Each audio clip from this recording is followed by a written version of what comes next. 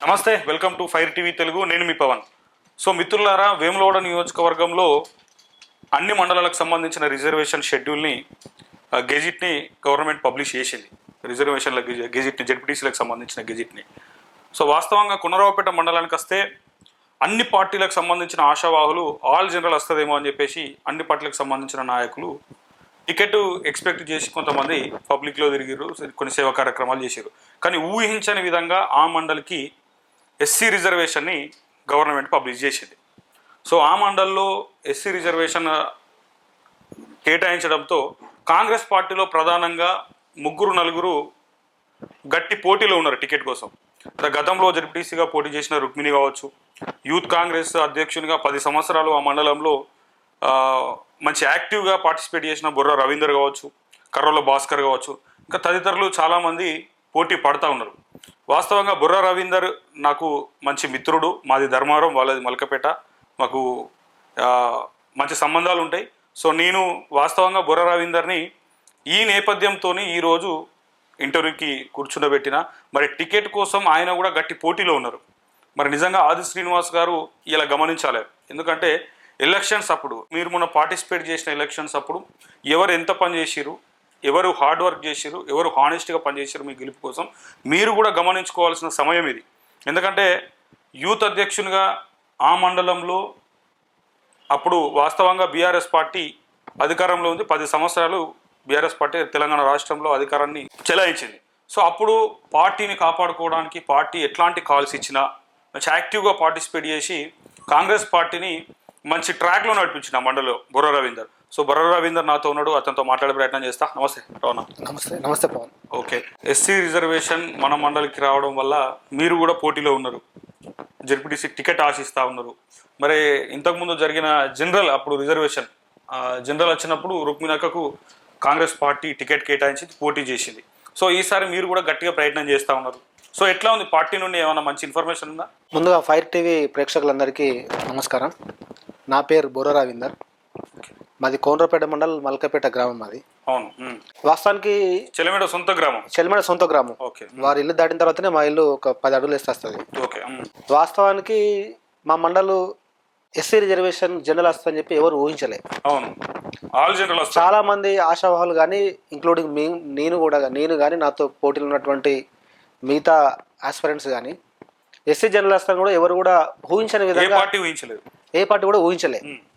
చాలా మంది BC general వస్తుంది కావచ్చు అని చెప్పి మా పార్టీలో ఉన్నటువంటి పెద్ద నాయకులు కానీ, మిగతా పార్టీలో ఉన్నటువంటి పెద్ద నాయకులు కూడా అందరూ అదే రకంగా ఆలోచనలు ఉండడం జరిగింది. దానికి సంబంధించిన కార్యాచరణ కూడా వాళ్ళు ముందుగా జనంలోకి తీసుకుపోవడం కూడా జరిగింది. కానీ ఊహించిన విధంగా ఎస్సీ జనరల్ రావడం, దాంట్లో ఒక యువకుడిగా నేను పోటీలో ఎందుకు ఉండకూడదు, 2013 నుంచే రాజకీయాలు యాక్టివ్గా నేను ఈ మండలంలో ఉండడం జరిగింది.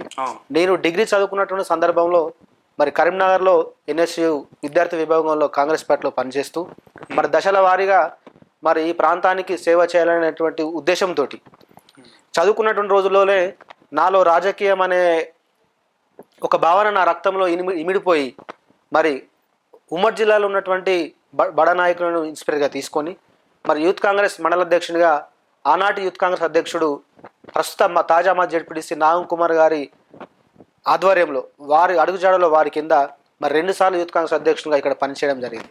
ఓకే, సో యూత్ కాంగ్రెస్గా ఉన్నప్పుడు చాలా ఎన్నికలు వచ్చినాయి. అవును, సో ఎమ్మెల్యేగా ఆది శ్రీనివాస్ కంటెస్ట్ చేసిండు, ఎంపీగా పొన్నం ప్రభాకర్ కంటెస్ట్ చేసిండు, మొన్న వెలిచల రాజేంద్రరావు కంటెస్ట్ చేసిండు. సో అందులో కూడా మీ పాత్ర కీలకంగా యూత్ ప్రెసిడెంట్గా చాలా తిరిగిరు, చాలా కష్టపడ్డారు. సో ఇప్పుడున్న పరిస్థితులల్లో అటు రుక్మిణక్క కావచ్చు, అటు కర్రోల భాస్కర్ కావచ్చు, ఇటు మీరు కావచ్చు, అవును, సో ఖచ్చితంగా వాళ్ళతో పోల్చుకుంటే టికెట్ మీకు దక్కుతుంది అనే ఒక మంచి నమ్మకం ఉందా? ఉంది. నాకు ఎమ్మెల్యే గారి మీద పూర్తి విశ్వాసం ఉంది. వారు నాలాగానే గతంలో ఒక 4 సంవత్సరాల క్రితం అనుకుంటా వారి పుట్టినరోజు సందర్భంగా 4 సంవత్సరాల క్రితం, బిఫోర్ ఎమ్మెల్యే 4 సంవత్సరాల క్రితం వారి పుట్టినరోజు సందర్భంగా వారికి జన్మదిన శుభాకాంక్షలు చెప్పుదామనే ఉద్దేశంతో ప్రొద్దున పూట పోతే చాలా మంది మా మండలం ఉన్నటువంటి కార్యకర్తలు కానీ, నియోజకవర్గంగా ఉన్నటువంటి కార్యకర్తలు కానీ, జిల్లా వ్యాప్తంగా వారికి ఉన్న ఫాలోవర్స్ కానీ ప్రొద్దున పూట పోతే వారితో మాట్లాడడానికి కొంత సమయం దొరకపోవచ్చు అని చెప్పి రాత్రి సమయంలో వారి దగ్గరికి వెళ్ళడం జరిగింది. వెళ్ళడం జరిగింది. వారితో మాట్లాడుతున్నప్పుడు వారు మాకు ఒక 2 గంటల సమయం ఇచ్చారు. ఓకే. ఆ 2 గంటల సమయంలో వారి జీవితం ఎక్కడ మొదలైంది, ప్రస్తుతం ఎక్కడ దాకా వచ్చిందనే చెప్పే సందర్భంలో వారి విద్యార్థి దశ నుంచి వారు రాజకీయాలు చేస్తున్నప్పుడు, రవీందర్ మీరు రాజకీయాలకు వస్తున్నప్పుడు ఒక యువకుడిగా నీకు ఉత్సాహంతో మీరు రాజకీయాలకు వస్తున్నారు కాబట్టి నీకు చెప్పబుద్దైన నా యొక్క జీవిత చరిత్ర మీకు చెప్తున్నా. నాకు 27 సంవత్సరాలు ఉన్నప్పుడు నాకు మా ప్రాంతంలో జెడ్పీటీసీ అవకాశం వచ్చింది 1995లో. ఓకే. వారి గురువారు చందుర్తి అనుకుంటా, చందుర్తి. వారి గురుగారు అంటే తిరుమలరావు గారు కానీ, వారి గ్రామ సర్పంచి మరి గంగ నరసయ్య అని ఉంటారు. వారి ప్రోద్బలంతో 27 సంవత్సరాలకే మహామహులు ఆ మండలంలో జెడ్పీటీసీగా కంటెస్ట్ చేయాలి, టికెట్ తెచ్చుకోవాలనుకున్నప్పుడు కూడా వారి యొక్క సంకల్పం యువకులకు అవకాశాలు ఇవ్వాలనేటువంటి భావనతోటి అప్పటి కరీంనగర్ జిల్లా సీనియర్ నాయకులు చొక్కారావు గారు వారికి పిలిచి మరి జెడ్పీటీసీ టికెట్గా ఇస్తే వారి ప్రస్థానం ఇక్కడ వరకు వచ్చింది. రవీందర్, మీరు కూడా అలా కష్టపడితే యువకులకు ఖచ్చితంగా టికెట్లు వస్తాయి. పార్టీ కోసం పనిచేసి నిబద్ధంగా పనిచేసినటువంటి యువకులకు మరి కాంగ్రెస్ పార్టీ హక్కును తీర్చుకుంటుంది. ఒక యువకుడిగా నేను ఈ స్థాయిలో ఉన్నానంటే రేపు మీరు కూడా మంచి స్థాయిలోకి వెళ్తారని చెప్పి వారు నాకు అప్పుడు చెప్పిన మాట నా మదిలో తట్టింది. వారు చెప్పిన విధంగానే ఇప్పటి వరకు నేను తీసుకున్న ఈ నిర్ణయాన్ని తూచా తప్పకుండా మరి రాజకీయాల్లో ముందుకు పోతూ మరి వారు ఆ రోజు చెప్పిన మాట, ఆ రోజు యువకునిగా వారు 27 సంవత్సరాలకే మరి పోటీ చేసిన సందర్భం ఉంది కాబట్టి నాలాంటి యువకునికి, నాకు ఇప్పుడు 34 సంవత్సరాలు ఉన్నాయి, నాలాంటి యువకునికి కూడా ఒక యువకుడు పడేటువంటి బాధలు వారు ఆ రోజుల్లోనే 95లో చూసిండంటే ఈ రోజు అప్డేట్ అయిన రాజకీయాల్లో నాలాంటి యువకులకు కాంగ్రెస్ పార్టీకి అవకాశం ఇస్తారే బలంగా నమ్ముతున్నాను. ఎందుకంటే రాహుల్ గాంధీ గారు కూడా మరి జోడో యాత్రలో యువకులకు మరి 34% మరి యువకులకు మా పార్టీలో టికెట్లు ఇస్తామని కూడా చెప్పడం జరిగింది. ఒక యువకుడిగా మరి ఆదిశరణ కూడా నాకు అవకాశం ఇస్తారు మా ప్రాంతం నుంచి అని బలంగా నమ్మకం ఉంది. ఆ వేములవాడ రాజన్న ఆశీస్సులు కూడా నా మీద ఉండి నాకు టికెట్ వస్తాయనే ఆత్మవిశ్వాసం కూడా ఉంది. సో ఇంకోటి అంటే యూత్ కాంగ్రెస్ నుంచి వెళ్ళి జెడ్పీటీసీ టికెట్ అడుగుతుంది ఈ జిల్లాలో మీరు ఒక్కరే ఉన్నారు. నేను ఒక్కనే ఉన్నాను. యూత్ కాంగ్రెస్ నుంచి ఖచ్చితంగా మీకు అవకాశం వచ్చే పరిస్థితి కూడా మెండుగా ఉండొచ్చు, కావచ్చు. సరే, నేను ఏమంటున్నా అంటే ఒక యువకులు సిన్సియర్గా పాలిటిక్స్ చేస్తే టికెట్లు దక్కుతాయి అని చెప్పిన ఆది శ్రీనివాస్ గారు, ప్రస్తుత ఎమ్మెల్యే గారు, మీకు ఏదైతే మంచి మాట చెప్పిరో ఆ మంచి మాట చెప్పినైనా మరి ఇప్పుడు బీఫామ్ ఇచ్చి బయలుదేరమంటారా? చెప్పలేము. ఇక వారి మనసులో ఏముందో మరి అప్పుడు ఇప్పటి పరిస్థితులు రాజకీయ ఈక్వేషన్స్ మరి వారు ఏ రకంగా అనుకుంటారో వారు మనం చెప్పలేము కదా. నాకైతే వారి మీద నమ్మకం ఉంది. ఒక యువకునిగా 13 సంవత్సరాలు నా యొక్క సేవలు మా ప్రాంత ప్రజలకు కానీ మా పార్టీకి కానీ నేను చేసిన సేవలన్నీ మరి తెరిచిన పుస్తకం. ఎందుకంటే మా ప్రాంతానికి మీరు పోతే మరి 2013 నుంచే మొన్న సంవత్సరం క్రితం దాకా నేను యూత్ కాంగ్రెస్ మండలి చేసిన ప్రయాణంలో మరి అప్పటి బీఆర్ఎస్ ప్రభుత్వం మీద మరి ఆ ప్రభుత్వం యొక్క ప్రభుత్వ వైఫల్యాలను మరి కాంగ్రెస్ పార్టీ వెన్నుదన్నుగా నేనుండి వాటిని మరి ప్రజలకు తీసుకుపోయి ప్రభుత్వం రావడంలో నేను క్రియాశీలక పాత్ర పోషించిన విషయం మా జిల్లా నాయకులకు కానీ ముఖ్యంగా మా ఎమ్మెల్యే గారికి కూడా మరి వారికి స్పష్టంగా తెలుసు. ఆ యొక్క నమ్మకంతో వారు నాకు టికెట్ ఇస్తారని ఆశిస్తున్నా. ఓకే, ఇప్పుడు మండలంలో చాలా మంది పోటీ పడుతున్నారు. అవును. మరి చెలిమెడకు చెంపదెబ్బగా మీ గ్రామానికి సంబంధించిన చెలిమెడ మీ గ్రామానికి సంబంధించిన వాడే ఆ గ్రామానికి చెందిన మీరు కూడా, సో మీకు వస్తుందనే మెండుగా అంటే మామూలుగా ఇట్లా ఏమైనా అనుకుంటున్నా. వారు కూడా మరి గెలిచిన తర్వాత కూడా వారితో మాట్లాడితే కూడా నేను మీకు ధైర్యం ఇస్తున్నా, రానున్నటువంటి కాలంలో మిమ్మల్ని మంచి స్థాయిలో ఉంచుతానని కూడా వారు చెప్పడం జరిగింది ఎమ్మెల్యే గారు. ఎందుకంటే మరి చెల్మేడ గారు సొంత గ్రామంలో మమ్మల్ని ఎన్ని విధాలుగా ప్రలోభాలు పెట్టినా కూడా వారి కోసం వారి గెలుపు కోసం పార్టీ చాలా మంది బుర్రా రవీందర్ని కమ్మడానికి ప్రయత్నం చేసిరు బీఆర్ఎస్ సంబంధించిన నాయకులు. సరే, కాంగ్రెస్లో ఉంటే ఉండు, ఈ ఎలక్షన్స్లో చెల్మేడకు సపోర్ట్ చేయమని ఎంతమంది మీకు అంటే మంచి అట్లాంటి మాటలు చెప్పినా కూడా మీరు లొంగలేదు అని, ఇది ఎంతవరకు వాస్తవమే. చెల్మేడది మా సొంత గ్రామం, 1000 కోట్లకు అధిపతి, ఒక మెడికల్ కాలేజీని నడుపుతూ మరి కరీంనగర్ డైరీకి సంబంధించినటువంటి రాజేశ్వరరావు గారు కూడా వారి అన్నగారే. వారు మా మండలంలో మా మల్కపేట గ్రామం మీద పూర్తి పట్టున్నటువంటి వ్యక్తి రాజేశ్వరరావు. వారు మమ్మల్ని ఎన్నో విధాలుగా ఇబ్బంది పెట్టే ప్రయత్నం మా చేసారు. రమ్మని ఆహ్వానించినా కూడా మేము కట్టర్ కార్యకర్తగా నా రాజకీయ జీవితం మొత్తం కాంగ్రెస్ పార్టీలోనే ఉంది. నేను సచ్చినా కాంగ్రెస్లోనే, బతికినా కాంగ్రెస్లోనే ఒక నమ్మకంతో, నాకున్నటువంటి ఆత్మవిశ్వాసంతో మా ఎమ్మెల్యే గారిని మరి బడుగు బలహీన వర్గాల ఆశాజ్యోతి అనేటువంటి ఆదిశనను ఈ దొరల గడియలను బద్దలు కొట్టాలి. మరి ఈ వేములవాడ ప్రాంతం కానీ, సిరిసిల్ల కానీ, సిద్దిపేట కానీ, గజ్వేల్ కానీ, మరి కొరుట్ల కానీ ఈ బెల్ట్ మొత్తం దొరల ఆధిపత్యం చేతిలో ఉంటుంది. ఇక్కడ ఒక సీటు వాళ్ళకి ఆల్రెడీ కరీంనగర్ వాళ్ళను తరిమి కొట్టినాం. రెండవ సీటు వేములవాడను కూడా మా ఎమ్మెల్యే గారికి అంకితం చేసి ఇది బీసీల గడ్డ అని చెప్పి చూపించాలనే ఉద్దేశంతో మేము కాంగ్రెస్ పార్టీలో ఉండడం జరిగింది. ముఖ్యంగా మా ఎమ్మెల్యే గారిని ఇక్కడ గెలిపించడంలో నాకు ఆత్మసంతృప్తి ఇచ్చింది. ఆత్మసంతృప్తి ఇచ్చింది. ఎట్లాంటి ప్రయత్నాలు చేశారు ఓట్లు పడడానికి? చాలా విధాలుగా ప్రయత్నం చేశారు. మహిళలను అనేక విధాలుగా బతలాడిండు బుర్ర రవీందర్. ఈవెన్ కాళ్ళు పట్టుకున్నాడు, ఆదిశనని గెలిపిరి, బీసీ బిడ్డని గెలిపిరి సరి అని. అంటే నేను కూడా ప్రత్యక్షంగా అంటే ఆ సమయంలో ఎలక్షన్ సమయంలో నేను కూడా మలకపేట వచ్చిన, ఇవన్నీ నేను కూడా చూసినాయి. కాకపోతే మిమ్మల్ని అడగాలి కాబట్టి అడుగుతున్నాయి. అది నేను చెప్పరాదు, ఎందుకంటే మరి ఓటర్ను మేము ఎందుకు ఎందుకు ఆదిశనకు ఓటేయాలి, ఎందుకు కాంగ్రెస్ పార్టీకి ఓటేయాలి, ఎందుకు బీఆర్ఎస్ గత బీఆర్ఎస్ ప్రభుత్వానికి ఎందుకు ఓటేయకూడదని వారికి చెప్పిన విధంగా ప్రజలు కూడా ఆ రకమైన తీర్పు ఇచ్చారు. ఆ తీర్పు ఇప్పుడు కనబడుతుంది. ఓకే, ఒకవేళ ఆది శ్రీనివాస్ గారు బీ ఫామ్ ఇచ్చి పోటీ చేయి రవీందర్ అని చెప్తే మండలంలో 22 గ్రామాలు, 22 పైచిలుకు గ్రామాలు ఉన్నాయి. సో అన్ని గ్రామాల్లో మంచి టీంని ఏర్పాటు చేసుకున్నారా మీకు సంబంధించిన ఫాలోవర్లు? ఉంది. టీంని ఏర్పాటు చేసుకోవాల్సిన సపరేట్ టీంని ఏర్పాటు చేసుకోవాల్సిన అవసరం లేదు. మా కాంగ్రెస్ టీమే నా టీము, నా టీమే మా కాంగ్రెస్ టీము. మా పార్టీ బలంగా ఉంది. ఒక యువకుడిగా నాకు అవకాశం. వాస్తవంగా రాష్ట్రంలో కాంగ్రెస్ పార్టీ విఫలమైంది. ఇచ్చిన హామీలు ఏ ఒక్కటి కూడా నెరవేర్చలేరు. ఇలా ఫ్రీ బస్ అని, కళ్యాణ లక్ష్మికి తులం బంగారం అదనంగా ఇస్తామన్న ముచ్చట కానీ, ఇవన్నీ వాస్తవంగా వైఫల్యాలు కాదంటారా? కాంగ్రెస్ పార్టీకి ఇవన్నీ వైఫల్యాలు కాదా? ఒకవేళ మీకు బీఫామ్ వచ్చిన మండలంలో తిరిగి మీరు నిజంగా విజయ తీరాలకు మీరు చేరగలుగుతారా ఇప్పుడున్న పరిస్థితుల్లో? నేను ఏమంటున్నా అంటే పచ్చకామ లక్ష్మణానికి లోకమంతా పచ్చగా పడుతుంది. కళ్ళమ్మూట నువ్వు ఏ ఊరికైనా కానీ ఆ ఊళ్ళో మినిమం తక్కువ 20 నుంచి 30 డబుల్ బెడ్రూమ్ ఇల్లు, ఇందిరా మిల్లు మంజూరు చేసి ఉన్నాయి. ఈ 10 ఏళ్ళ ఇందిరా మిల్లు ఇచ్చిర్రు అంటే దీనికి కూడా ఒక సమాధానం ఉంది. ఇందిరా మిల్లు ఇచ్చిర్రు, 5 లక్షలు గవర్నమెంట్ డబ్బులు ఇస్తుంది.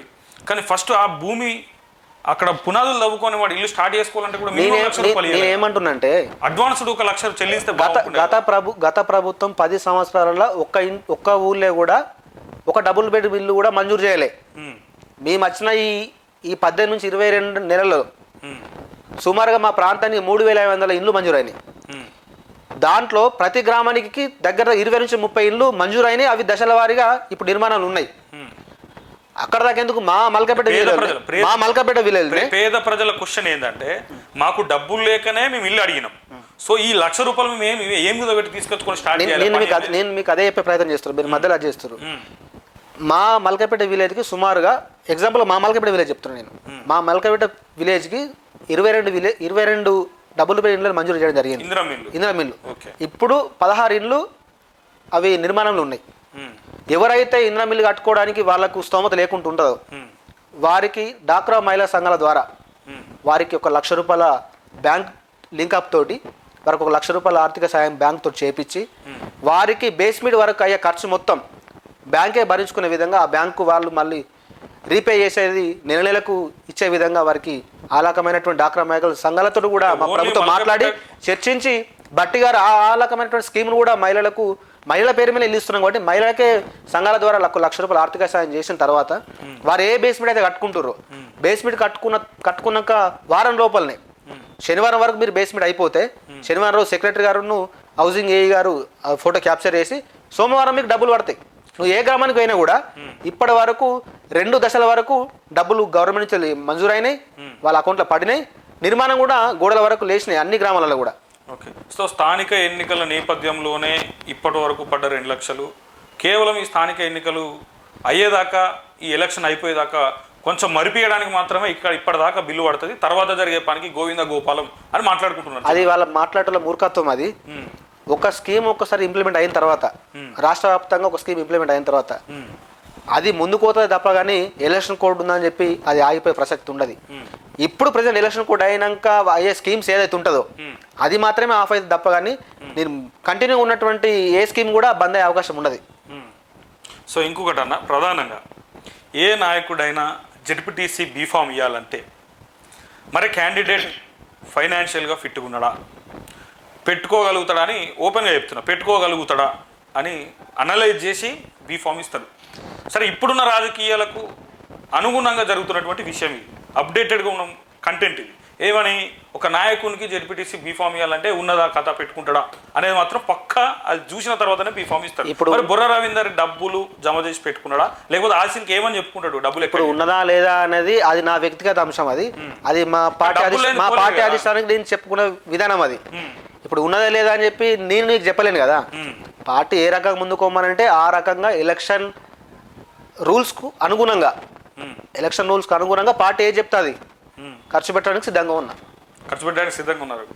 ఎలక్షన్ రూల్స్ అనుగుణంగా పార్టీ ఏది చెప్తే విధంగా ఖర్చు పెట్టడానికి సిద్ధంగా ఉన్నా. ఓకే. సో చెల్మేడ గారి సొంత గ్రామం మీది కాబట్టి రవణ ఆది శ్రీనివాస్ గారిని ప్రచారంలో భాగంగా మల్కపేటకు పిలిపించిన రోజు అక్కడ ప్రచారం చేస్తున్నటువంటి వాహనం మీద మీరు మాట్లాడుతూ చెల్మేడ గారికి ఒక కౌంటర్ వేసారు. ఆ కౌంటర్కి రికౌంటర్ వచ్చిందా మళ్ళీ బీఆర్ఎస్ పార్టీ నుండి? రాలేదు. దొరల గడియలు బద్దలు కొడుతున్నాం, ఆదిశ్రీని గెలిపిస్తున్నాం. కొట్టినాం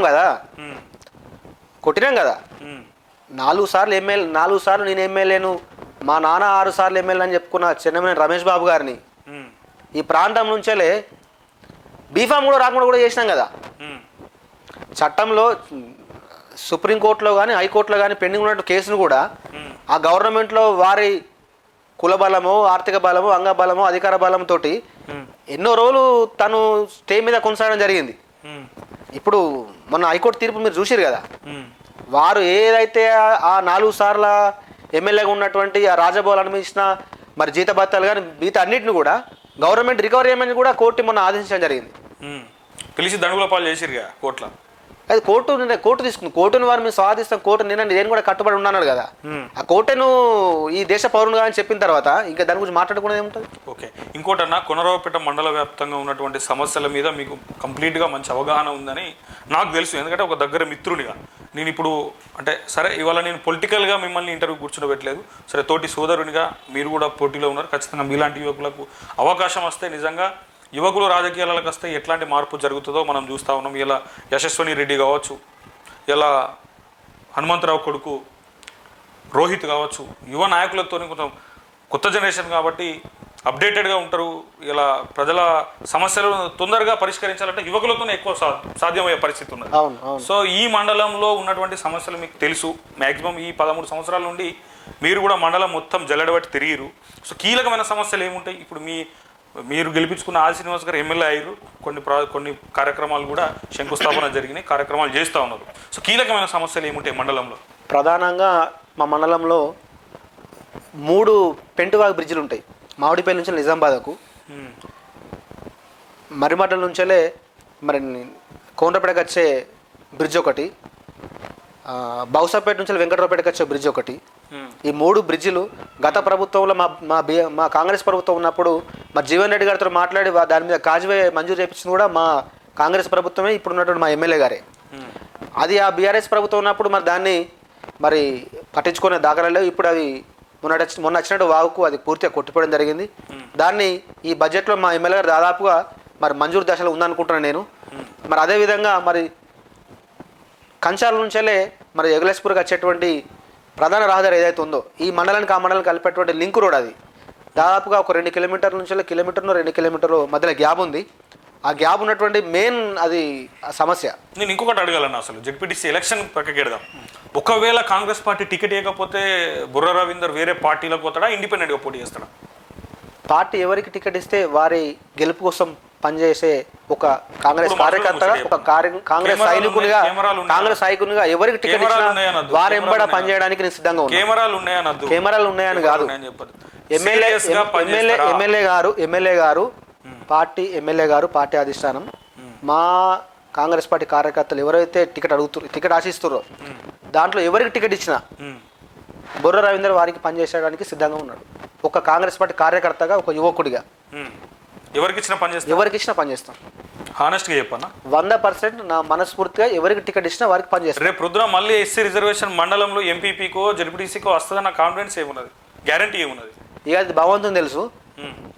ఎమ్మెల్యే గారు రవీందర్ పలానా వాళ్ళ టికెట్ ఇస్తున్నాం, నువ్వు వారి గెలుపు కోసం పనిచేసి వారి గెలిపించుకొని రావాలంటే వారి గెలుపు కోసం నేను ఒక కార్యకర్తగా, ఒక కాంగ్రెస్ పార్టీ సైనికుడిగా వారి గెలుపులో నేను భాగస్వామిని అవుతా.